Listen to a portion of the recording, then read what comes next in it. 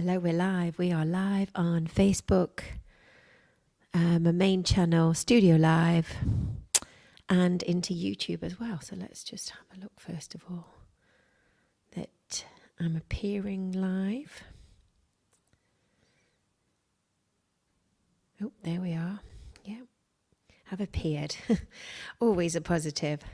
So let's see who's going to jump in with us tonight. Here we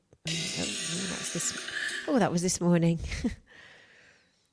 There we go. We're live there. How does that look? YouTube as well. So let's just. Good. Okay.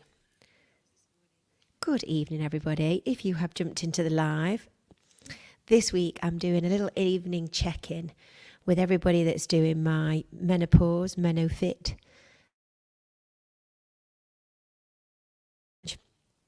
And the whole goal here is, hello from Cornwall. The whole goal here is to prep everybody. Last few days of, well, I know some people have gone back to school, kind of back to normal in some areas, but the last few days after the bank holiday, before we're going to hit all our health goals next week. So Carrie's in Cornwall. So if you are doing the challenge, let me know how you've got on with day 2. If you've got any questions, comments, thoughts, feedback. If you enjoyed today's workout, I really enjoyed filming today's. So if you haven't done it already, today's workout was an arms and abs. No, actually it wasn't. It was arms, shoulders and back, no abs today. So we're using really light weights, focused on delts, biceps, triceps, rhomboids, trapezius, lots of push movements, pulling movements. So if you did it, it was 17 minutes this morning, and that was with a quick 2-minute chat, 1 minute warm up, and then straight in. So I'd love to know in the comments if you managed to do it. And also in the comments, let me know how you've gone on with your nutrition. These are the big questions. How have you gone on with your nutrition? How have you gone on with your hydration? And mindset, stress levels. That's a good question today. So let me know. I always pop on about this time, 7:30, 8 o'clock, because I always think this is the time when you could have eaten really healthily all day, done your workout, feel real positive, maybe you've gone out, you get your steps in, but then you get quite tired and, it's the end of the day. And often that's the time that we go into the kitchen and do some mindless snacking. So it's a good check, just a quick check, say, no, you're full, you're not hungry, you've had 3 great meals, you've done your workouts, feeling good. You don't need to eat X, Y, Z. So let me know. Let's have a little look who's on, if you're doing it. So if you haven't joined, you can still join.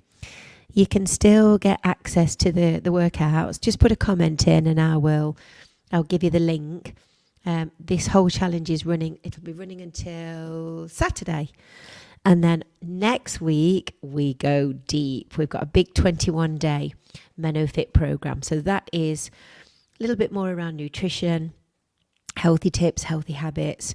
We're looking at different foods that can really help support you in menopause and perimenopause, foods that potentially you might want to slightly avoid, portion control, good nutritional habits, food behaviors, and then looking at different menopausal symptoms and what can we do to take, not control, but empower ourselves with our own health and fitness. So that's next week, and it's a 21-day, so it's going to be a good one. So if you want to, we've done a 2-weeker, we've never done a 21-day one before. So if you want to really get stuck in September, then by all means leave me a comment so I can let you know all of the details, and I can post up all the full sort of timetable. Love and light to you, Kerry, as well. Hope you're well, darling, in Scotland. Nikki, didn't get a chance to do it yesterday. Poorly, oh no, what was wrong? But on it today. Fab workouts did yesterday plus your 7:15. Oh my gosh, that was good. So you've done, did you do this morning 7:15 or did you do yesterday 7:15? So yesterday I did an abs and I did walk fit. And then today we did arms, shoulders and back. And then this morning, remind me what I did, Nikki. Meno brain. I did low impact aerobics this morning, didn't I? Retro. Here's Pam. Pam is one of my huge success stories. She has absolutely embraced this. Fluid, big tick from Pam. Food, no snacking, big tick. Exercise, yes. Walking outside, feeling good, Pam. That's brilliant.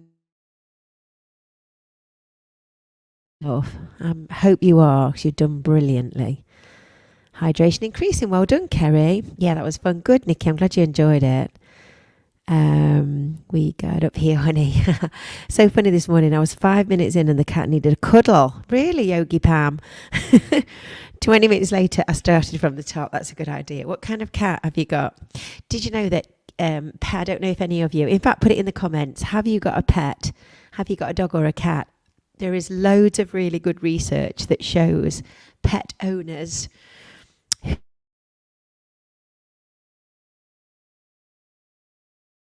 their pets, it helps lower stress. They're less stressed, allegedly. Pet lovers. You got a dog. Heather, have you, long time no see, have you joined in? Have you joined in the Meno challenge? How are you getting on? Are you still going to CrossFit? I think it was CrossFit you were going to. I can't remember. Maybe it was back to Virgin. Let me know in the comments. A big one is called Paul. A big cat. So all the cat and dog, all the pet people here, you must have very low stress levels. I've not got a pet. I'm allergic to animals. So even though my son wants a pet every day, can we have a dog? Nope. Unfortunately, we can't. So he has to walk all my friends have got one, so he walks theirs. Oh, yes, got a Peloton. Oh, wow. Good for you. Walking 3 dogs. Oh, wow. Plus 2 horses. Flipping heck, Nikki. That's amazing. Wow, everybody. And a common trait with a lot of menopausal women as well is they buy a horse if you've got the additional funds, or they go take up horse riding. Very pretty cat that's adopted us as a tiny kitten. Very good mouse. I love it. Hank Marie says, Hank little scruff in my right hand. Cuddle. Oh, I love this. Oh, that's fun. So meal-wise, tell me, have you been managing? How has the no snacking been? Have you found that easy? Have you found it difficult? Have you found various times through the day when you're feeling quite hungry? Or have you been eating nice and slowly, more mindfully, taking your time with your meals, planning your meals, prepping your meals, sitting down, eating your meals a little bit slower, digesting the food more slowly, and then giving yourself a good 4 hours between meals? And if you found yourself sort of having a bit of a slump in the afternoon, a mid-afternoon slump, maybe it might not be hunger, it just might be that always at 3:30 you used to have a coffee or have a cake or a scone or whatever you do. Yeah, that's a really good one, is having your water. So just before you eat, have a glass of water, have a sip, and again, just sip through the meal as well so that you're hydrated.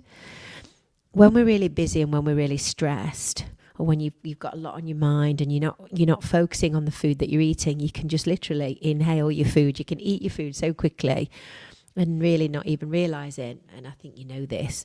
It takes the brain between 10 and 15 minutes to register that you're full. So often if you eat quite quickly, you keep eating and eating and eating because your brain's not registered that you're full, and then you get that feeling where you feel really full and stuffed. So again, it's just a really simple tip. Take your time with your meals. Sit down. Don't have the TV on. Enjoy your food. Enjoy the texture, the taste. Slow down how you eat. And again, these are just really, really simple, basic food habits. But we often get out of them and we get used to eating standing up, or when you're cooking, picking, or you're just picking through the day. So you're never really that hungry to sit down and eat a meal. You just keep snacking. And I definitely think that's a lot to do with the lockdowns and being at home. For all that time we were at home, we seemed to just be constantly cooking and eating, didn't we? And it's quite a big habit to break, really. And it's almost like you're relearning your body and your brain how to eat correctly. Yeah, and it's, again, I'm a really real big advocate of before you start counting calories and going into a calorie deficit, which is, yes, we all know that's how you lose weight, is look at your food behaviors. I am sure there's some food behaviors that you've adopted for whatever reason over the last few weeks, months, years, decades, that actually, if you can change that habit, if you can just make some actually quite minor changes to your eating, you often find that when you add into the mix exercising regularly, excuse me, drinking more water, just being aware of your stress, you naturally start to lose weight. You naturally feel better because you have addressed those healthy habits, those food habits.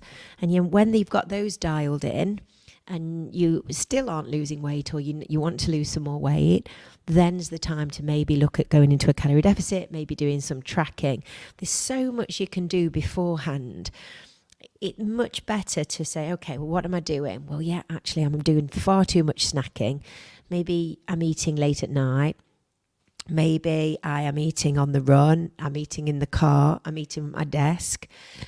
Maybe you're eating when you're walking around cooking. There's so many things that when you just identify, you sometimes don't even realize that you're doing it. And then you can identify it. Okay, let's have a week where we focus on just 3 meals. I know it's such basic, simple advice. And whenever I put this on social media, people say, well, that's obvious, isn't it? And it is obvious.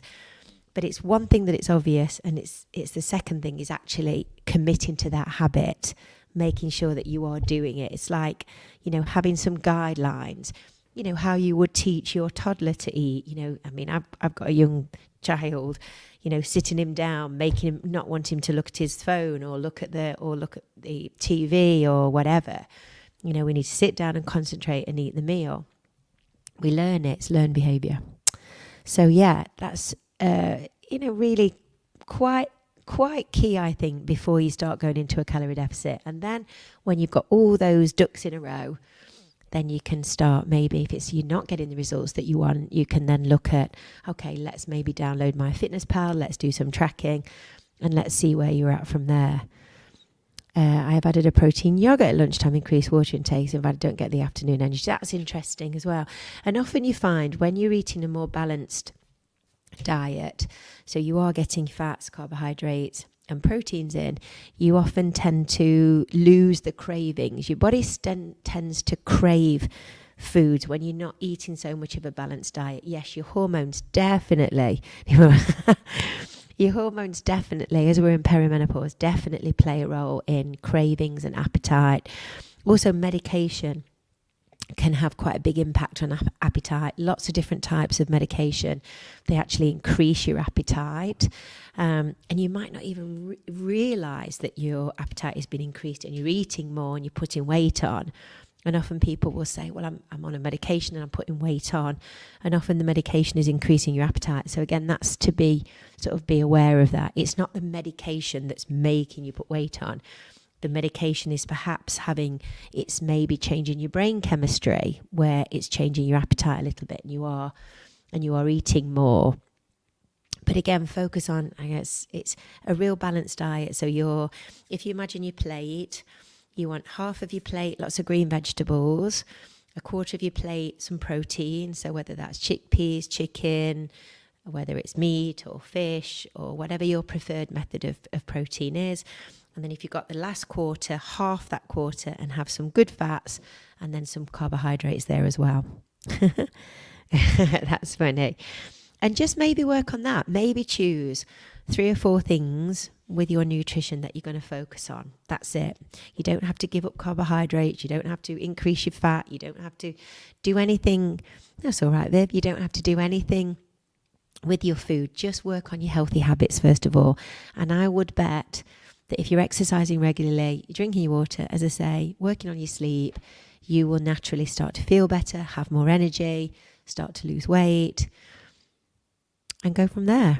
And then you can okay, let's do that for a few weeks. Then let's start to go into the next level, which the next level may be doing some tracking and making sure that you're eating in a calorie deficit. The only thing with calorie counting and tracking is you have to do it truthfully, and that's really hard because most people forget exactly what they've eaten, or they don't measure the portion size correctly, or they forget when they've walked past the fridge that they've helped themselves to XYZ, or they've had this or something else in the day. They don't always put everything into MyFitnessPal. So people will say, yeah, but I'm in a deficit. You've got to be really honest with yourself when you do track. And then when you track, it's just like in the olden days, dinosaur days, when I first started being a PT, which was probably 20 odd years ago. maybe more, 25 years ago, and sitting with the client and getting the client to fill in a food diary. And the client would go fill in everything on a piece of paper, bring it back, and I'd have a look at it and analyze it, think, okay, these are where you can make the changes. We don't do that now. We do it electronically, which is on, they say scribble when you nibble. Is that what they say? Slimming World. That's funny. But you know, it is with menopause, it's to understand what's happening with the hormones. As the sex hormones are starting to decline. What can you do? What's in our power as a woman to not fight this? We're not fighting the body. We are just regaining strength by doing muscular strength and endurance training. We are protecting our heart health. We are improving our cardiovascular fitness with cardio activity. We're doing strength training as well, body weight training that will strengthen our bones. We are working on mindset, motivation, positivity, using exercise not as a way to burn fat and burn calories, but as a way to feel good, feel positive, elicit good, happy hormones. That is funny, scribble, you know what? Really is. So I've just uploaded tomorrow's workout. You've got a legs and meno glutes workout for tomorrow. So that's up and ready to rock. So do check that out. Log into kickstartfatloss.net.